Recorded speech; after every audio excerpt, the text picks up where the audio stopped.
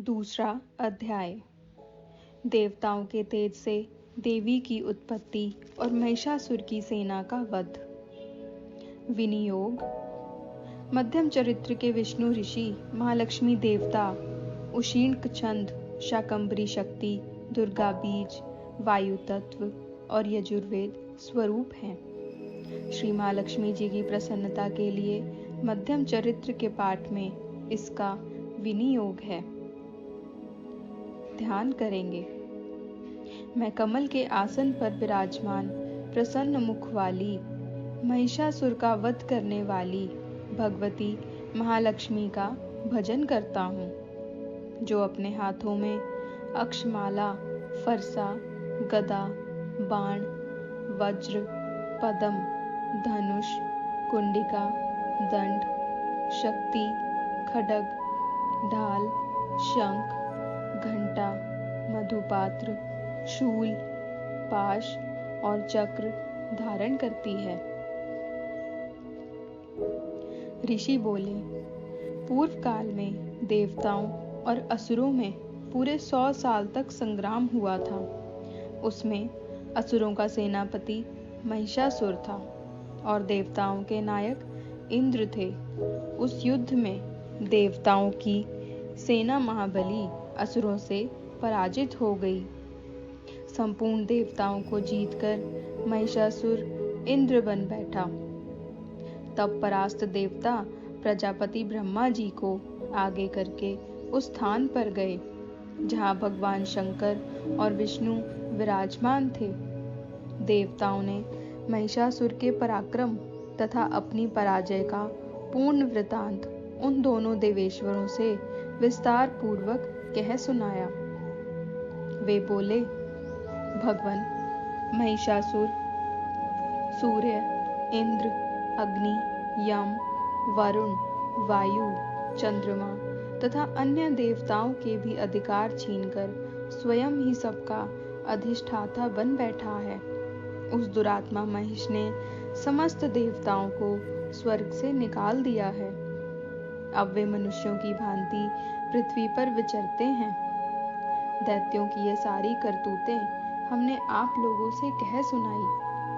अब हम आपकी ही शरण में आए हैं। उसके वध का कोई उपाय सोचिए। देवताओं के वचन सुनकर भगवान विष्णु और शिव ने असुरों पर बड़ा क्रोध किया। उनकी भौहें तन गईं और मुंह लाल हो गया। तब अत्यंत क्रोध में भरे हुए चक्रपाणी श्री विष्णु के मुख से एक महान तेज प्रकट हुआ। इसी प्रकार ब्रह्मा, शंकर तथा इंद्र आदि दूसरे देवताओं के शरीर से भी बड़ा भारी तेज निकला। वह सब मिलाकर एक हो गया। महान तेज का पुंज चमकता हुआ पर्वत सा जान पड़ा। देवताओं ने देखा कि वहां उसकी ज्वालाएं संपूर्ण दिशाओं में फैल रही थी। संपूर्ण देवताओं के शरीर से प्रकट हुए उस तेज की कहीं तुलना नहीं थी। एकत्र होने पर वह एक नारी के रूप में परिणित हो गया और अपने प्रकाश से तीनों लोकों से व्याप्त जान पड़ा। भगवान शंकर का जो तेज था, उससे उस देवी का मुख प्रकट हुआ। यमराज के तेज से उसके सिर में बाल निकल आए। श्री विष्णु भगवान के तेज से उसकी भुजाएं पैदा हुई। चंद्रमा के तेज से दोनों स्तनों का और इंद्र के तेज से मध्य भाग का प्रादुर्भाव हुआ। वरुण के तेज से जंघा और पिंडली तथा पृथ्वी के तेज से नितंब भाग प्रकट हुए। ब्रह्मा के तेज से दोनों चरण और सूर्य के तेज से उनकी अंगुलियां हुई। वसुओं के तेज से हाथों की अंगुलियां और कुबेर के तेज से नासिका प्रकट हुई। उस देवी के दांत प्रजापति के तेज से और तीनों नेत्र अग्नि के तेज से प्रकट हुए थे। उसकी भौहें संध्या के और कान वायु के तेज से उत्पन्न हुए थे। इसी प्रकार अन्यान्य देवताओं के तेज से भी उस कल्याणमयी देवी का आविर्भाव हुआ। इसके बाद देवताओं के तेज पुंज से प्रकट हुई देवी को देखकर महिषासुर के सताए हुए देवता बहुत प्रसन्न हुए।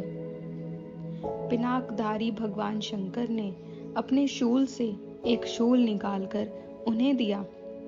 फिर भगवान विष्णु ने भी चक्र से चक्र उत्पन्न करके भगवती को अर्पण किया।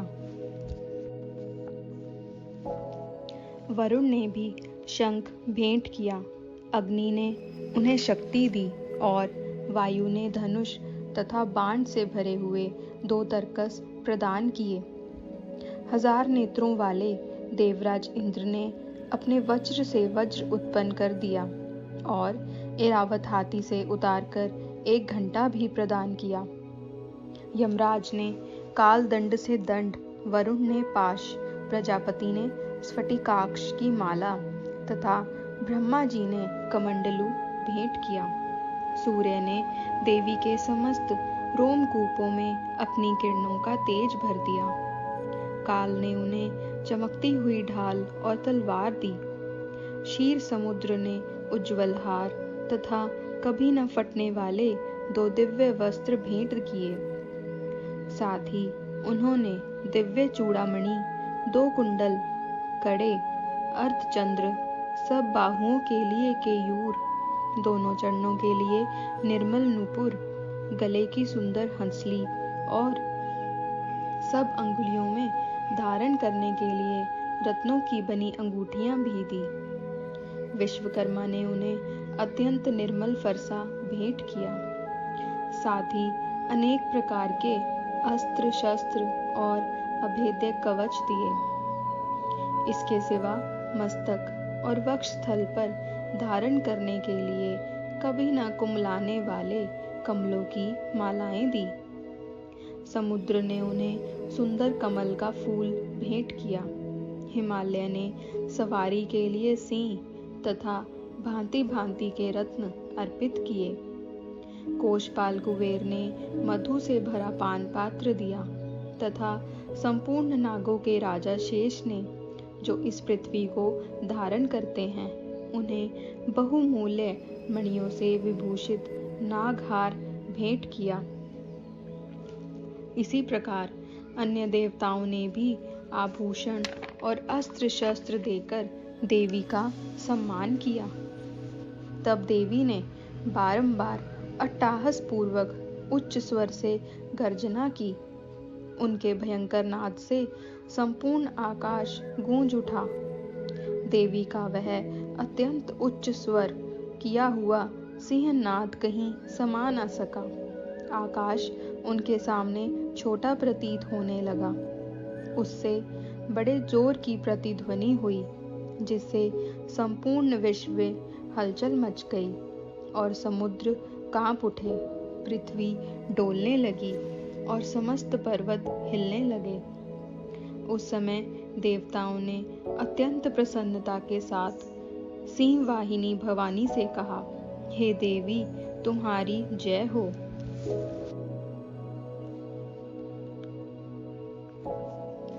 साथ ही महर्षियों ने भक्ति भाव से विनम्र होकर उनका स्तवन किया।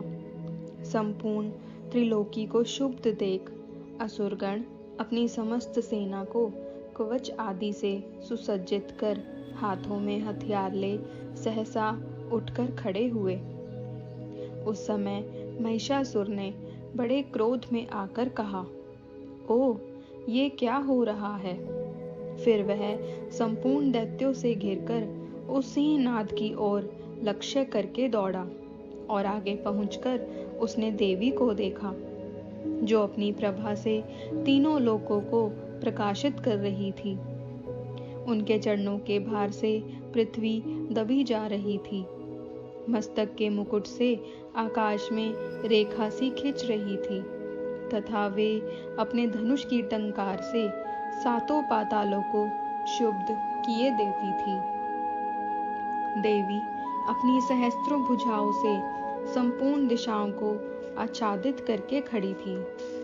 तदनंतर उनके साथ दैत्यों का युद्ध छिड़ गया।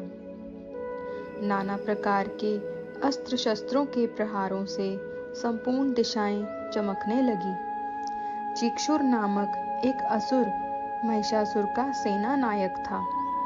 वह देवी के साथ युद्ध करने लगा। अन्य दैत्यों की चतुरंगिणी सेना साथ लेकर चामर भी लड़ने लगा। 60,000 रथियों के साथ आकर उदग्र नामक महादैत्य ने भी लोहा लिया। 1 करोड़ रथियों को साथ लेकर महाहनु नामक दैत्य भी युद्ध करने लगा। तलवार के समान तीखे रोंों वाला असिलोमा नाम का महादैत्य 5 करोड़ रथी सैनिकों सहित युद्ध में आ डटा। 60 लाख रथियों से घिरा हुआ वाशकल नामक दैत्य भी युद्ध में लड़ने लगा। पारिवारिक दैत्य हाथी सवारों और घुड़सवारों के अनेक दलों से घिरा हुआ तथा 1 करोड़ रथियों की सेना लेकर युद्ध करने लगा। बिडाल नामक असुर 5 अरब रथियों से घिरकर लोहा लेने लगा।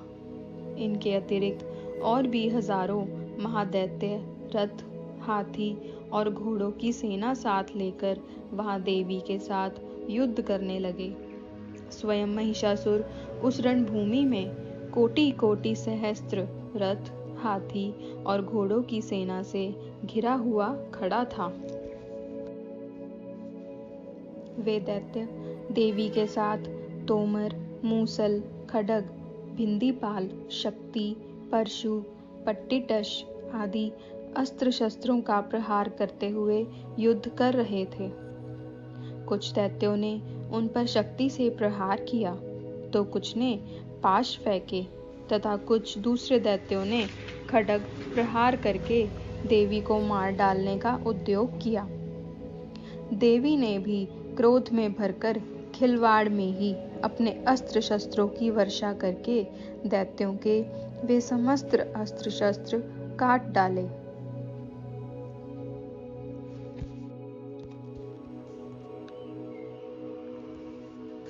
उनके मुख पर परिश्रम या थकान का रंच मात्र भी चिन्ह नहीं था।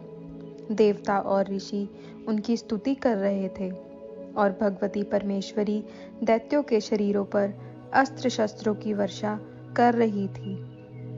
देवी का वाहन सिंह भी क्रोध में भर ग्रीवा के बालों को हिलाता हुआ असुरों की सेना में इस प्रकार विचरण करने लगा मानो वनों में दावानल फैल रहा हो। रणभूमि में दैत्यों के साथ युद्ध करती हुई अंबिका देवी ने जितने निश्वास छोड़े वे सभी तत्काल सैकड़ों हजारों गणों के रूप में प्रकट हो गए और परशु, भिंदीपाल, खड्ग तथा पट्टिटश आदि अस्त्रों द्वारा असुरों का सामना करने लगे। देवी की शक्ति से बड़े हुए वे गण असुरों का नाश करते हुए नगाड़ा और शंख आदि बाजे बजाने लगे। उस संग्राम महोत्सव में कितने ही गण मृदंग बजा रहे थे। तदनंतर देवी ने त्रिशूल से, गदा से, शक्ति की वर्षा से और खड्ग आदि से सैकड़ों महादैत्यों का विनाश कर डाला। कितनों को घंटों के भयंकर नाद से बेहोश करके मार गिराया। बहुतेरे दैत्यों को पाश से बांधकर धरती पर घसीटा। कितने ही दैत्य उनकी तीक्ष्ण तलवार की धार से 2-2 टुकड़े हो गए। कितने ही गदा की चोट से घायल हो धरती पर सो गए और कितने ही मूसल की मार से अत्यंत घायल होकर रक्त वमन करने लगे। कुछ दैत्य शूल की मार से छाती फट जाने के कारण पृथ्वी पर ढेर हो गए।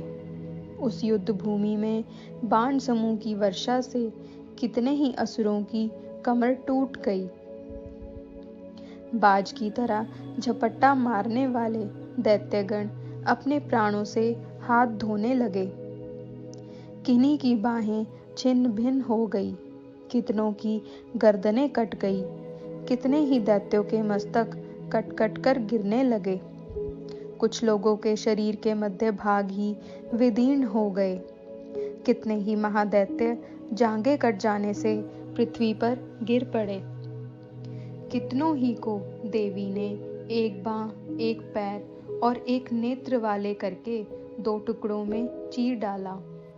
कितने ही दैत्य मस्तक कट जाने पर भी गिरकर फिर उठ जाते और केवल धड़ के रूप में अच्छे अच्छे हथियार लेकर देवी के साथ लड़ाई करने लगते। दूसरे धड़ युद्ध के बाजों की लय पर नाचते थे।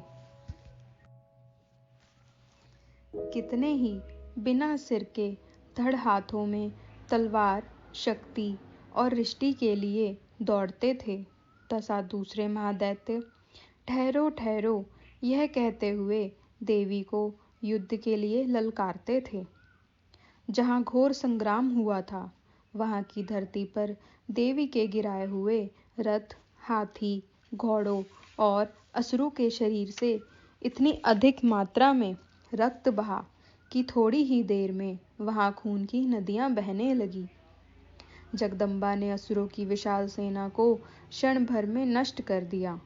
ठीक उसी तरह जैसे तृण और काठ के भारी ढेर को आग कुछ ही क्षणों में भस्म कर देती है, वैसे भी गर्दन के बालों को हिला हिलाकर जोर जोर से गर्जना करता हुआ दैत्यों के शरीर से मानो उनके प्राण चुन लेता था। वहां देवी के गणों ने भी उन महादैत्यों के साथ ऐसा युद्ध किया जिससे देवतागण उन पर आकाश से पुष्प वर्षा करने लगे और उन सब से बहुत संतुष्ट हुए। इति देवी उत्पत्ति और महिषासुर की सेना का वध नामक दूसरा अध्याय समाप्त होता है। जय माता दी।